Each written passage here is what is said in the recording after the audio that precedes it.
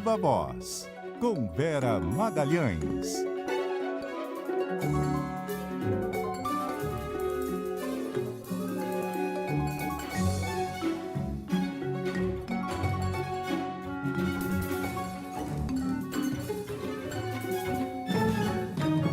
Vera Magalhães, boa noite, tudo bem? Oi, Débora, boa noite para você, para Carol, para todo mundo que nos ouve e nos assiste.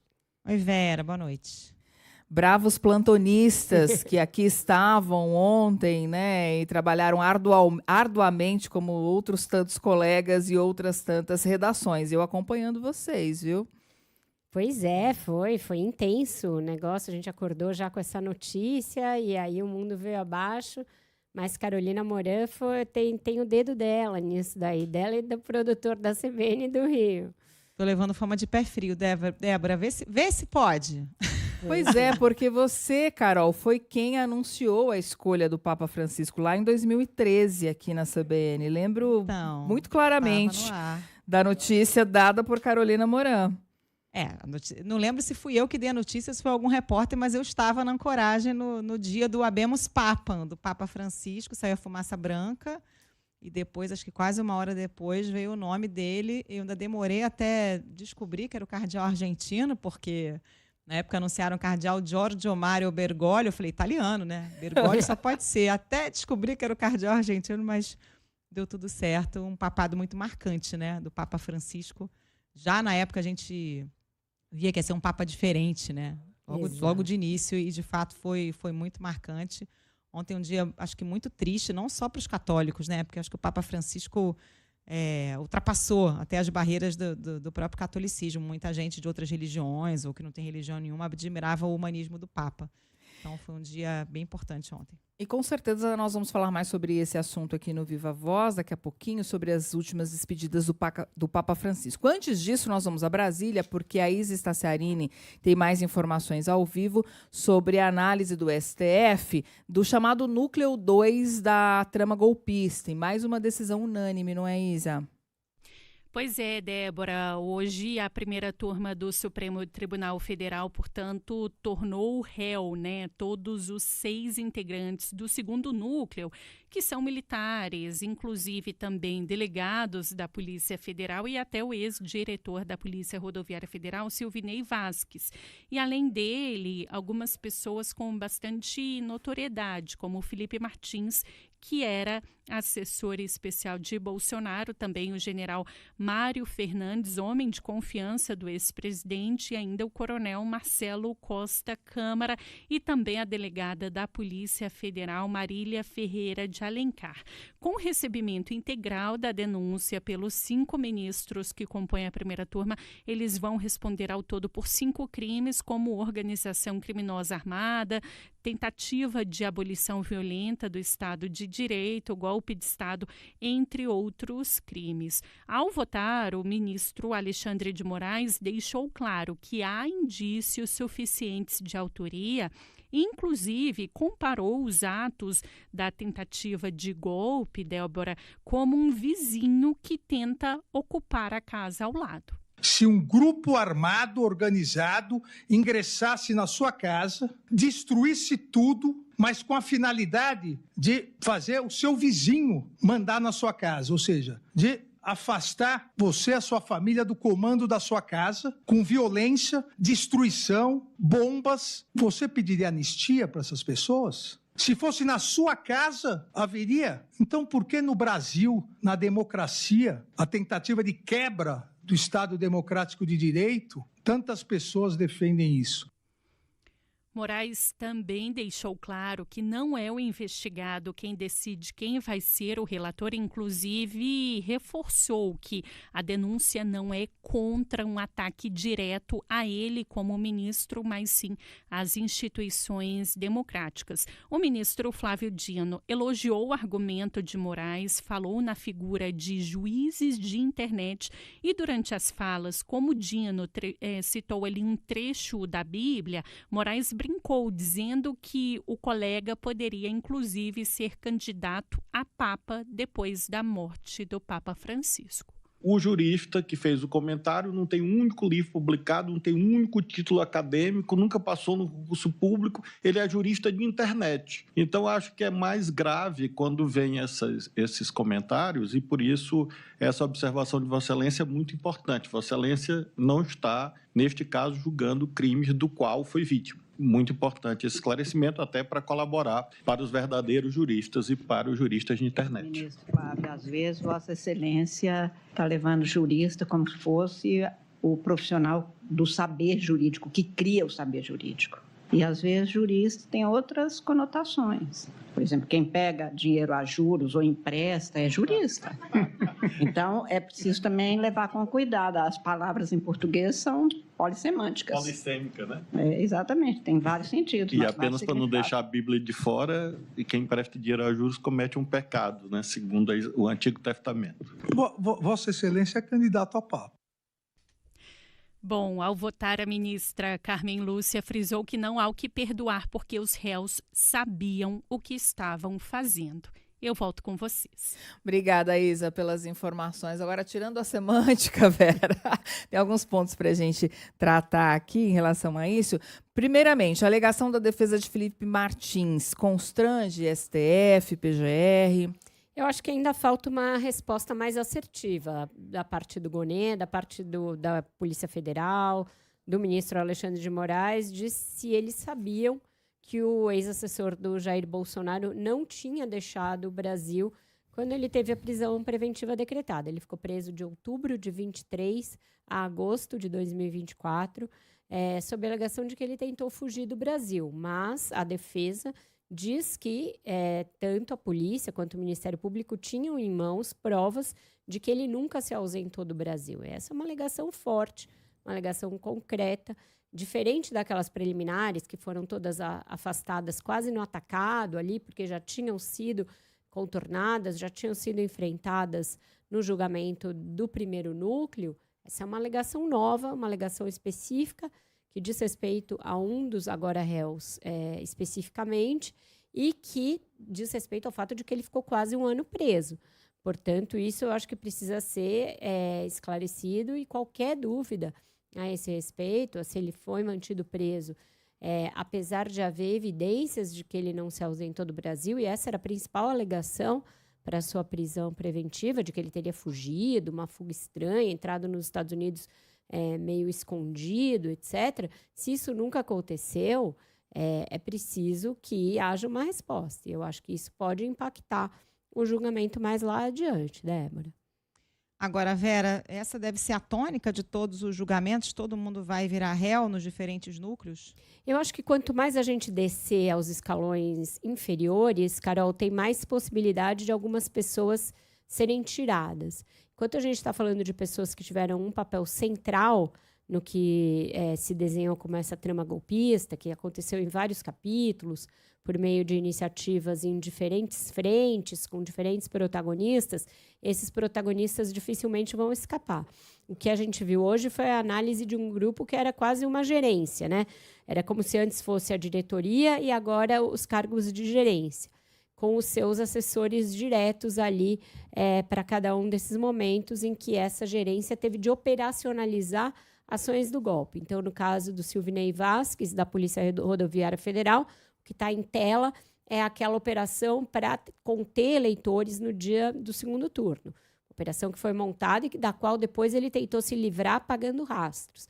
Então, quanto a todos esses passos, tem muitas evidências. Era muito difícil que ele ou os dois delegados da Polícia Federal implicados no mesmo núcleo dele escapassem.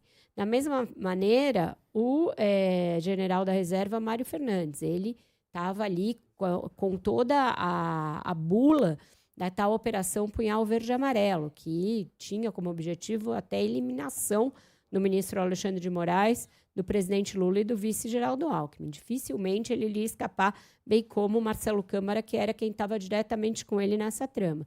E, por fim, o Felipe Martins teve ali um papel de ser quem levou ao Bolsonaro uma das minutas de golpe, aquela do decreto. Então, todos eles ainda tinham um papel muito central. Eu acho que, à medida que for descendo para escalões inferiores, que não ficar muito individualizada a conduta, aí pelo que eu converso com os ministros, existe uma chance maior de não serem 34 réus, alguns ficarem de fora. Bom, se a gente considerar o núcleo crucial, né, o primeiro núcleo e esse núcleo de hoje, ao todo o STF já tornou 14 acusados réus pela trama golpista. Agora, Vera, Bolsonaro continua internado, sem previsão de alta, mas está tratando do tema do julgamento e da anistia. Como é que têm sido essas conversas? Tem falado com as pessoas, tem recebido políticos, recebeu o Valdemar Costa Neto, tem falado nas redes sociais, saiu em defesa ali do Felipe Martins, disse que ele é vítima de uma covardia e tinha dito, né, que se ele fosse tornado réu seria uma covardia inaceitável, o que acabou acontecendo, ele se tornar réu. Então, ele, mesmo convalescendo, não vai ficar fora das manifestações políticas a respeito do julgamento e também das discussões sobre o projeto de anistia, que agora vão recomeçar com o Congresso retomando os trabalhos, a Câmara voltando. Nos próximos dias, esse assunto vai voltar a frequentar ali os gabinetes, as conversas, e o Bolsonaro não vai ficar de fora. E ele tem mesclado essas opiniões políticas e opiniões sobre o julgamento e os outros temas jurídicos com fotos ali absolutamente explícitas da recuperação dele, sem camisa, com as cicatrizes, com a sonda nasogástrica. Tudo isso ainda naquela que é uma estratégia de gerar uma empatia, né? De gerar ali solidariedade por parte do público, do eleitorado. Então, ele tem feito isso de maneira bastante frequente, muito regular. Inclusive, tem uma foto circulando de uma visita do Valdemar Costa Neto, que foi feita hoje, né? Ele combinou com a Michelle, teve lá hoje, conversaram sobre o projeto de anistia. Então, é isso, ele mostrar que mesmo se recuperando, ele está ativo nas costuras políticas. E vai ter jantar, viu, do Lula com líderes da Câmara dos Deputados amanhã à noite na residência oficial do Hugo Mota. Então vai ter muita conversa de pé de ouvido aí. Certamente a PL da anistia vai estar na pauta, viu? Com certeza. Falando em Lula, hoje ele recebeu o presidente do Chile, né, o Gabriel Boric, falou sobre o tarifaço americano, disse que não quer guerra fria, que prefere negociar com todo mundo. Guilherme Muniz vai trazer os detalhes para nós. Oi, Muniz, boa noite. Oi, Carol, boa noite para você, para Débora, para Vera. Pois é, o presidente Lula voltou a criticar essa guerra tarifária do presidente dos Estados Unidos, Donald Trump, e disse isso, que em vez de uma nova guerra fria, ele, Lula, prefere negociar com todo mundo. Essas afirmações foram feitas lá no Palácio do Planalto, em Brasília, durante uma visita do presidente chileno Gabriel Boric, e nessa visita toda foi selada ali uma série de acordos bilaterais entre esses países, entre Brasil e Chile. Lula disse que os países aqui da região da América do Sul precisam se unir e diversificar o comércio com outros países para não continuarem pobres por mais 500 anos. Você não quer guerra fria, eu não quero guerra fria. Eu não quero fazer opção entre Estados Unidos ou China. Eu quero ter relações com os Estados Unidos, quero ter relação com a China. Eu não quero ter preferência sobre um sobre outro. Quem tem que ter preferência são os meus empresários, que querem negociar com os teus empresários, mas eu quero negociar com todo mundo. Eu quero vender e comprar, vender e comprar, vender e comprar, fazer parceria. Boric também fez críticas ao tarifaço. Ele disse que o Chile é contra a guerra comercial e contra o que ele chamou de politização arbitrária do comércio. O presidente chileno afirmou que defende com muita força a autonomia estratégica do país, tendo relações com diferentes outros países e regiões, sem ter que escolher entre um e outro. No encontro, Lula também criticou a ascensão da extrema-direita pelo mundo. Ele afirmou que a geopolítica não pode ser feita de ocasiões e defendeu que as instituições democráticas precisam dar segurança ao exercício da democracia, independentemente de quem for o presidente de turno. Inclusive, Lula questionou como seriam Brasil ou Chile caso passassem a ser governados pela extrema-direita, lembrando que, assim como Lula, Boric é um político de esquerda. Numa espécie de recado ao presidente da Argentina, Javier Milei, Lula disse que não dá para presidir um país de forma ideológica e que disputas internas impedem os países de fazer as coisas acontecerem. E em mais uma crítica a Donald Trump, Lula se referiu à morte do Papa Francisco como uma oportunidade para que as pessoas mudem. Carol. Obrigada, Muniz. Acho que nessa o Lula foi certeiro, né, Vera? Vai bem na linha da tradição da diplomacia brasileira, né? Está correto. Ele vem andando de maneira bastante correta nesse assunto, cautelosa. O Itamaraty está municiando a presidência e a equipe econômica com muitas informações, como está tudo muito incerto ainda, os prazos para a entrada em vigor dessas tarifas estão suspensos, ninguém sabe ao certo se elas vão ser mantidas ou se depois de blefar o Trump vai ser obrigado a recuar em razão da evidência de que isso não para em pé. Então, o Brasil está correto, ele não pode mesmo optar por desses lados, são os dois principais parceiros comerciais do Brasil. O Brasil tem de manter comércio com os dois, é necessário para as nossas exportações, é essencial para o que a gente importa também ter relação tanto com a China quanto com os Estados Unidos, então o presidente está correto. Hoje o FMI voltou a falar sobre a possibilidade de as tarifas impactarem muito a economia global. Eles evitam cravar que vai haver uma recessão global nesse ano e no próximo, porque apostam numa negociação, apostam num acordo para que esse tarifaço não seja nunca colocado em vigor da maneira como ele foi anunciado. Mas o que eles dizem é que, caso não seja feito um acordo, caso não haja uma solução para esse impasse, aí sim uma recessão se aproxima e esse risco já é da ordem de 30%, de acordo com as projeções do FMI. Muito bem, vamos mudar de assunto aqui. Tem um outro tema importante. A Samantha Klein está em Brasília, tem mais detalhes sobre a situação envolvendo o Ministério das Comunicações. Pedro Paulo será ministro ou não, Samantha? Pedro Lucas. Pedro Lucas, ou melhor, desculpe. Isso mesmo. Pedro Lucas será ministro ou não, Samantha Klein? Olha, Pedro Paulo, Débora, é deputado do PSD, até conversei com ele sobre esse tema, porque a vaga dele é vista aí como uma possibilidade para outros partidos, caso União Brasil não se decida, viu? Mas, enfim, Pedro Lucas, que é o líder do União Brasil, deve rejeitar a vaga como ministro das Comunicações, depois da saída de Juscelino Filho, que comandava a pasta. O parlamentar, inclusive, almoçou com vários aliados hoje, almoçou com o presidente do partido, Antônio Rueda, também com o presidente do Senado, Davi Alcolumbre.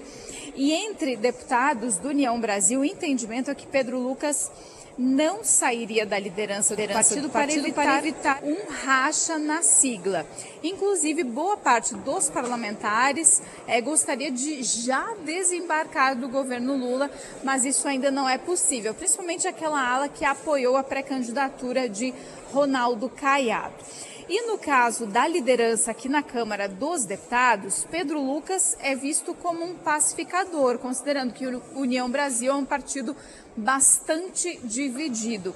E também há parlamentares que lembram que ser líder de partido também tem uma relação direta com emendas parlamentares, cerca de 200 milhões de reais por ano, enquanto o ministro já tem uma projeção mais focada somente em quem preside o ministério e não a bancada. Por outro lado, a indecisão do União Brasil tem irritado o Palácio do Planalto.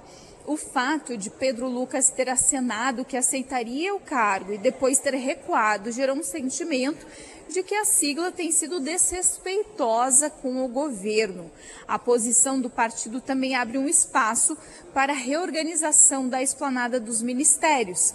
E aí entra o PSD, por exemplo, que gostaria do Ministério das Comunicações no lugar do Ministério da Pesca, por exemplo, como representação da Câmara dos Deputados. Hoje, o Ministério da Pesca é considerado e não tem mesmo grande expressão. Por outro lado, a definição de um novo líder ou até mesmo de um novo nome como ministro também passa pelo crivo do presidente do Senado, Davi Alcolumbre, que é homem forte do partido e também a ponte do União Brasil com o governo Lula. Caso houvesse um consenso, Pedro Lucas poderia aceitar o ministério, mas tudo indica que o que será publicado será mesmo a nota em que ele rejeita o cargo e manutenção aí na liderança do União Brasil aqui na Câmara. Com vocês. Obrigada, Samantha Klein, pelas informações. Ô Vera, mais cedo eu estava conversando com a Carol aqui, não nos lembramos de nenhuma situação como essa ou parecida com essa. Você tem uma memória melhor e pode dizer para a gente se isso já aconteceu e também qual é o grau de irritação do presidente Lula com essa situação toda, com essa hesitação do União Brasil? Olha, o problema é que o governo está numa situação tão delicada que não dá só para ficar irritado, porque ele depende desses partidos para governar. Partidos hesitantes, que já têm nas emendas uma forma de projeção das suas bancadas, não necessariamente precisam do governo, mas também não desembarcam totalmente, mantém ali aqueles seus enclaves dentro do governo. Por exemplo, se a União Brasil tem essa avaliação de que, olha, não preciso estar no governo, eu posso estar só com as emendas e isso já é suficiente, que então entregasse o Ministério do Turismo e outras pastas que ele detém. Mas não, mantém ali aquelas outras possessões e esnoba um ministério que é bastante estratégico em termos econômicos, que é o Ministério das Comunicações, lida com toda a questão do 5G, da evolução do próximo passo da telefonia, das telecomunicações, etc. É uma situação muito delicada essa do governo. É a comprovação, num gesto muito simbólico, de que o Lula atravessa um momento difícil, de que ele não tem maioria, de que ele não tem popularidade suficiente para, por si só, atrair o apoio desse partido. Eu já ouvi de gente, olha, tem a ala toda que está com o Caiado, que quer lançar uma candidatura própria, tem a outra ala que já apostou no Lula desde o início, para a qual fica difícil mudar de lado, então essa ala tem que se manter. Então você dá guarida para um setor do partido que não necessariamente vai fazer com que o partido esteja com você daqui a 2 anos, menos de 2 anos agora. Agora a gente já está falando numa eleição que acontece daqui a 1 ano e meio, 1 ano e 7 meses. Então, muito complexa essa situação. Não é algo que o governo possa dizer ali, então, se vocês não querem, porta da rua é serventia da casa, vai todo mundo embora, que eu acho que é o que deve dar vontade de fazer. E em tempos normais, de popularidade de 80%, o Lula certamente faria, mas agora não é possível fazer. Tem que meio engolir em seco e manejar essa situação, que é uma situação muito desconfortável. E o Lula está chamando para ser articulação política, Vera? Vai ter esse jantar amanhã com os líderes da Câmara? Tá botando a bola embaixo do braço? Vira e mexe, a gente ouve dizer que ele vai fazer isso, né, Carol? De fato, nesse mandato, é uma tônica constante.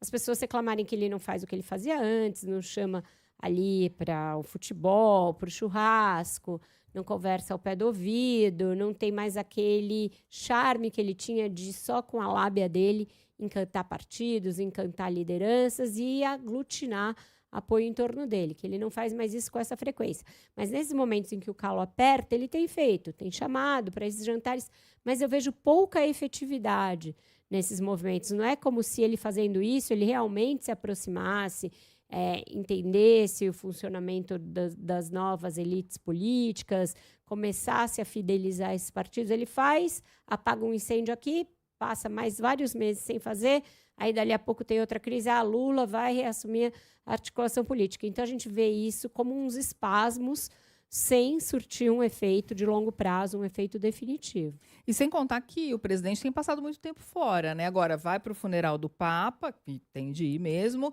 já tem uma viagem para a China marcada para maio e vai dificultando cada vez mais, né? Nesses momentos em que ele sai do país, mesmo que ele leve comitivas e tente fazer um pouco de negociação política durante as viagens, fica um flanco a descoberto aqui, sim, Débora. E a gente não tem visto efetividade ali, até aqui, nas ações da Gleisi Hoffmann como ministra. Ela não tem mostrado que tem a capacidade de ser essa substituta para o Lula nos momentos em que ele se ausenta. Vamos para o break, gente? Vamos para um rápido intervalo, então. Daqui a pouco a gente volta com Renata Agostini e ela vai falar justamente desse assunto. E a gente está de volta com o Viva Voz e está com a gente a colunista Renata Agostini, com a gente toda terça e quinta. Boa noite, Renata. Boa noite, Vera, Débora, Carol, boa noite aos ouvintes. Boa noite, Rê. Renata, a gente estava falando agora sobre essa situação bastante inusitada de um deputado relativamente desconhecido do Maranhão, que em outros tempos seria o sonho de qualquer deputado jovem nessa situação ser ministro de Estado, e agora ele se dá o luxo de dizer que, olha, obrigada, mas não. O que isso aponta, o que isso indica sobre o atual momento do governo Lula?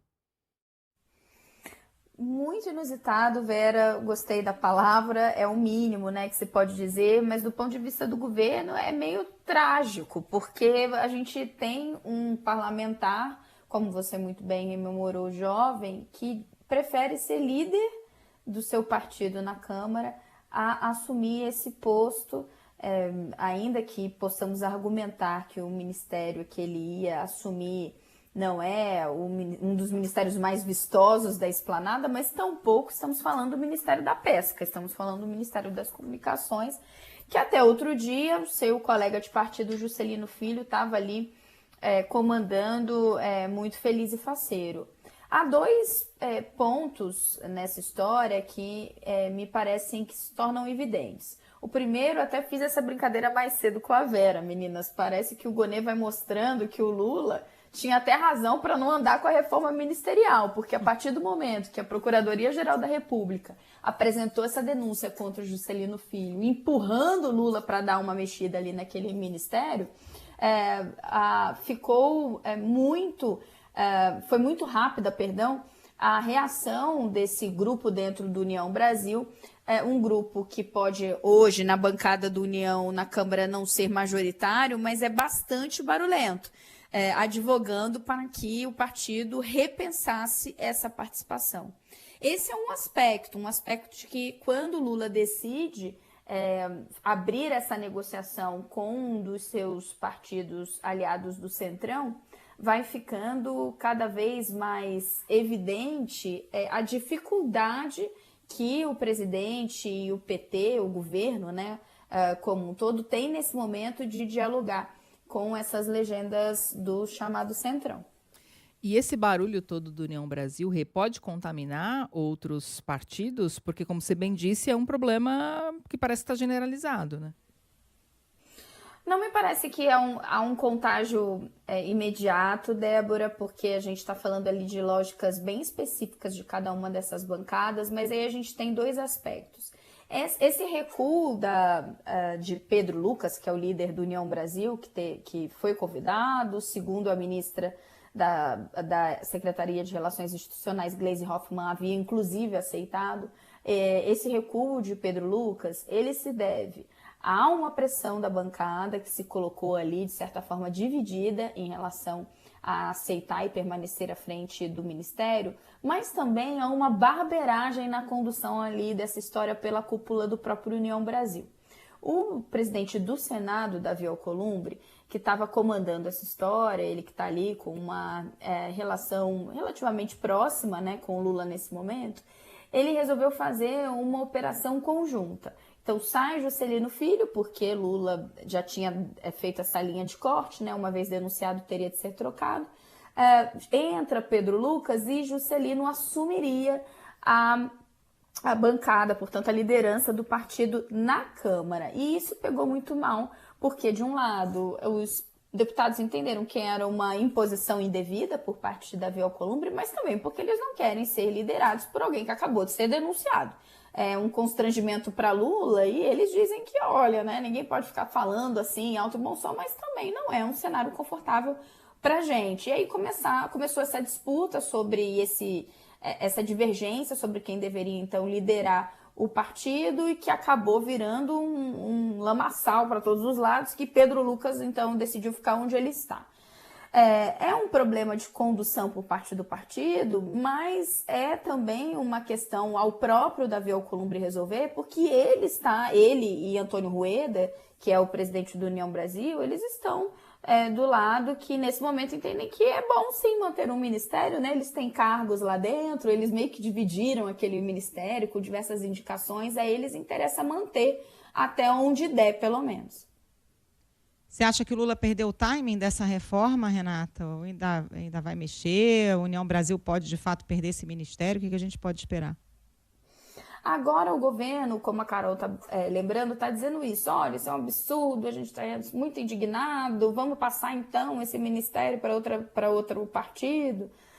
Isso eventualmente pode até acontecer. Eu não apostaria tanto num governo batendo o pé e esticando muito a corda assim, com a União Brasil, porque depende de Davi Alcolumbre para muita coisa. E já está ali em negociações bastante intrincadas com Alcolumbre e outras áreas, como, por exemplo, as indicações para as agências reguladoras que seguem travadas. Então, eu não imagino um cenário de guerra com o União Brasil nesse momento. Mas, Carol, sim, esse timing se perdeu. Porque, veja, a gente está em abril, daqui a gente tem exatamente um ano para que haja ali a chamada desincompatibilização. Então, quem assumir o ministério agora e tiver aspirações eleitorais só vai ficar um ano nessa cadeira. Quando chegar, de qualquer forma, no início do ano que vem, os partidos já vão estar ali fazendo suas negociações, né, de forma mais explícita rumo a 26. Ninguém está querendo vincular uma nomeação, indicação agora a qualquer tipo de jogo em relação à corrida presidencial. O que está se configurando nesse momento é que essa intenção de Lula ou do seu núcleo duro de eventualmente fazer uma mexida na esplanada para trazer esses partidos do Centrão está se voltando para uma estratégia mais localizada já nos estados. Está ficando evidente que o Centrão não vai embarcar de peito aberto numa candidatura de Lula, e o Planalto vai ter que fazer um outro tipo de jogo. E aí, diante disso, esse time se perde de fato, como a Carol colocou. O que sobra a Lula é fazer ali algumas mudanças pontuais para tentar, às vezes, resolver até alguns problemas internos, que foi mais ou menos o que ele quis fazer no caso do Ministério da Saúde, remanejando Alexandre Padilha e colocando Gleisi Hoffmann, então, para comandar a sua articulação política. E ela já chega com uma urgência do PL da anistia, que passou ali por baixo das pernas do Palácio do Planalto, com a oposição conseguindo as assinaturas, e agora com esse recuo do convite do muito famoso Pedro Lucas, líder da bancada do União Brasil. Que fase. Obrigada por hoje, Renata. Renata volta com a gente na quinta-feira, sempre analisando os principais fatos da política e da economia. Até lá, Renata. Até lá, meninas. Um beijo aos ouvintes. Tchau, Rê. E agora a gente volta a fazer mais um intervalo e volta para o último bloco do Viva Voz daqui a pouquinho. 6h47 agora. Dissemos há pouco que o presidente Lula e a primeira-dama Janja vão ao funeral do Papa, e o Cláuson Dutra tem mais informações aqui em São Paulo sobre a comitiva que deve acompanhá-los. Pois não, Cláuson, boa noite. É isso, Débora. Boa noite para você e para todos. No Brasil, o presidente Lula preparou uma comitiva para ir a Roma e acompanhar o funeral do Papa Francisco, marcada para o sábado. Segundo o jornal O Globo, a comitiva terá a presença dos presidentes do Senado, Davi Alcolumbre, e do Supremo Tribunal Federal, Luiz Roberto Barroso. Ambos já confirmaram ao Palácio do Planalto que viajarão com Lula. O chefe da Câmara, Hugo Mota, também foi convidado. Lula também irá com a primeira-dama, Rosângela da Silva, a Janja, e ministros de Estado. A composição da comitiva ainda será anunciada oficialmente pelo Palácio do Planalto. O grupo deve embarcar na noite de quinta-feira. Além deles, a expectativa também de outros líderes pelo mundo. O presidente dos Estados Unidos, Donald Trump, o presidente da França, Emmanuel Macron, e da Argentina, Javier Milei, também confirmaram presença. Enquanto o presidente da Ucrânia, Volodymyr Zelensky, confirmou ida à cerimônia, o porta-voz de Vladimir Putin afirmou que o presidente da Rússia não tem planos para comparecer. Portanto, essas são as últimas informações políticas, e também tem o desdobramento inteiro do caso do Papa. No caso, o corpo do Papa Francisco começa a ser velado amanhã na Basílica de São Pedro. O translado começa a partir das 4 da manhã, no horário de Brasília. Uma procissão vai sair da Casa Santa Marta, onde está o Papa, até chegar à Praça de São Pedro. O corpo do Papa Francisco, então, entrará na Basílica pela porta central. Fiéis e turistas lotam a principal praça do Vaticano em busca de celebrar o legado do Papa Francisco. A expectativa é que o número de visitantes aumente cada vez mais. Débora. Obrigada, Cláuson. É esperada, né, essa grande presença de líderes de Estado do mundo todo no funeral do Papa. Isso sempre acontece nessas ocasiões. O presidente Lula vai acompanhado de uma comitiva. Eu me lembro no funeral do Papa João Paulo II que se formou uma comitiva, inclusive com ex-presidentes, todos eles no mesmo avião. Era uma época em que a civilidade política permitia que todos, né, estivessem juntos no mesmo avião, participando de algo que é tão importante, tão simbólico, e foi uma ocasião para conversas ali de alto nível, sem nenhum tipo de ataque, era possível essa convivência. Bom, a gente vai ainda ver muitos desdobramentos, a questão toda do conclave, que a gente tem desde ontem acompanhado ali par e passo os favoritos do conclave, como esse ritual vai acontecer, a maneira como os cardeais e brasileiros vão participar e ainda que não muito cotados, a possibilidade de que sim, os brasileiros estejam entre aqueles que podem vir a ser designados, aquele que vai vir a ser designado Papa. E hoje veio à tona, né, o texto inédito escrito pelo Papa poucos dias antes da sua última internação, em que ele faz uma série de reflexões a respeito do envelhecimento, a respeito da espera da morte, um texto bonito, chamado Na Espera de um Novo Começo, reflexões sobre a velhice, em que o Papa tem um texto ali como prefácio dessa obra. Agora, Vera, também vai ser um teste interessante de civilidade, né? Porque desde que Donald Trump assumiu e saiu distribuindo petardos aí para o mundo inteiro, desde tarifaço, se meteu na guerra da Ucrânia, enfim, o Trump disse que vai com a Melania, tem o pessoal mais alinhado a ele, o Javier Milei, presidente da Argentina, confirmou presença, a Giorgia Meloni, premier da Itália, também. Agora, o Zelensky, presidente da Ucrânia, vai. Todos os líderes europeus, né, com quem ele está ali em rota de colisão, vai estar Ursula von der Leyen, Emmanuel Macron, diversos líderes da União Europeia. Então, claro que é uma ocasião ali atípica, né? Um funeral, todo mundo tem que manter ali uma certa contrição, mas vai ser interessante de observar, né? A gente espera que o Donald Trump, no caso, tenha um mínimo de simancol e compostura de entender que este momento não é sobre ele não é protagonista, né? Não está em território norte-americano, portanto, não fazer nenhuma das suas caras e bocas e o tipo de comentário que ele comumente faz, nem nada disso. Entenda que é um momento solene, um momento que é o funeral de um chefe de Estado, porque o Vaticano é um Estado, mas também de uma importante liderança religiosa, e a Igreja Católica tem devotos no mundo inteiro, então que se comporte de maneira condizente com a gravidade do momento, né? Vera, você citou a comitiva de 2005 para o funeral do Papa João Paulo II. Estiveram presentes, junto com o Lula, né? Era o primeiro mandato de Lula, os ex-presidentes Fernando Henrique Cardoso, José Sarney, os presidentes do Congresso e do STF e também líderes religiosos. Hoje, embora o presidente Jair Bolsonaro esteja internado, enfim, não teria possibilidade de ir, mas impossível que eles estivessem juntos. Numa situação como essa. A polarização se exacerbou demais, o convívio entre pensamentos divergentes se tornou praticamente impossível e a gente, com certeza, evoluiu muito em termos de civilidade republicana. E aí isso é um problema não só do Brasil, mas do mundo todo. Era algo, inclusive, contra o que o Papa Francisco se insurgia. Ele falava em polarização, falava dos efeitos que isso tem em relação a geopolítica global, a permanência de guerras, a perpetuação de desigualdades sociais e econômicas, mas ainda assim, nas suas exéquias, ali no seu funeral, não vai ser uma oportunidade de superar isso, pelo menos no nosso plano local aqui. Bom, já que a gente falou do Trump, vamos seguir falando de economia, porque tem uma preocupação no mundo inteiro com a elevação da inflação, dos preços, também da taxa de juros na economia americana, que contamina as taxas de juros ao redor do mundo. E o presidente do Banco Central, Gabriel Galípolo, falou sobre essa preocupação e sobre a questão das metas de inflação. Ana Carolina Tomé tem as informações para nós em Brasília. Oi, Ana, boa noite. Oi, Carol, boa noite para você, para todos os ouvintes aqui da CBN.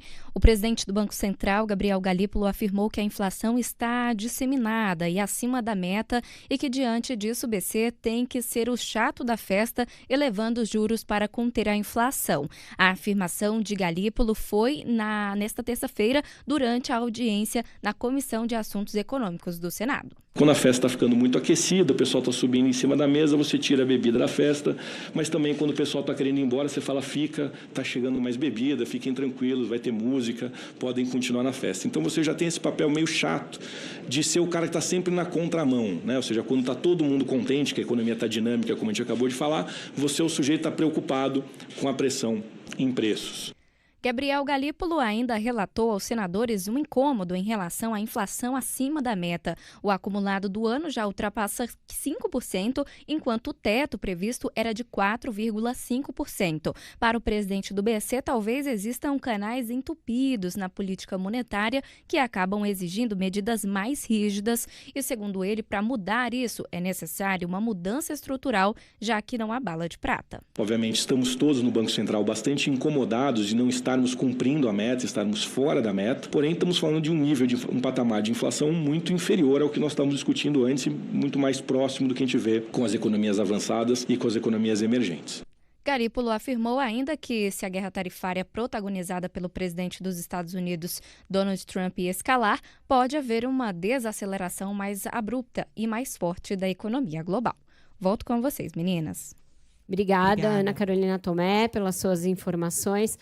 Pois é, Carol e Débora, o presidente do Banco Central usou ali, né, uma metáfora, tentou descontrair um pouquinho, mas demonstra que ainda tem bastante preocupação com a instabilidade econômica, com a permanência de uma inflação, embora ele mesmo tenha destacado num patamar já menor, mas ainda assim fora da meta, e que é o papel de chato da festa que o Banco Central tem de desempenhar, tem muito inconformismo político com isso.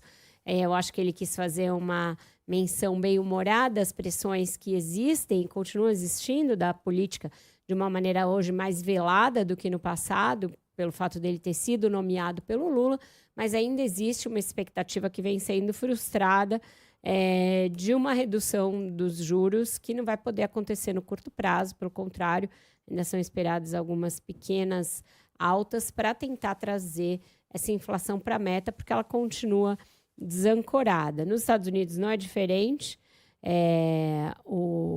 Essa dinâmica entre o governo de turno e o Banco Central.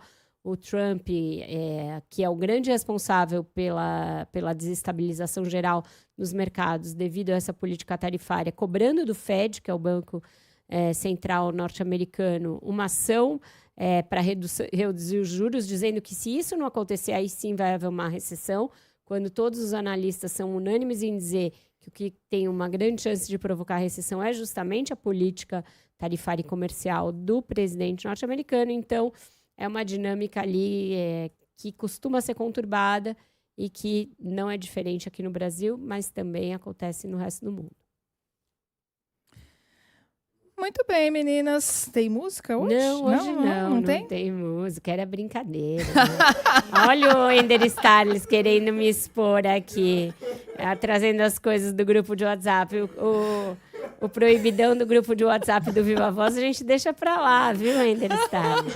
Não, sem música acho que ele hoje. levou a sério, gente. Talvez ele não sabe o que era aquela música que sugeriu. Tem que explicar para a geração Z o que era. Enfim, abafado.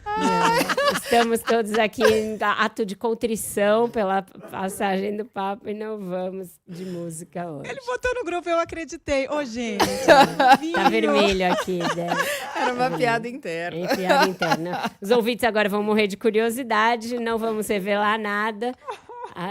Fica a cargo da imaginação de cada um e amanhã tem mais Viva Voz. Você tinha separado aquela música, Wender? Tinha.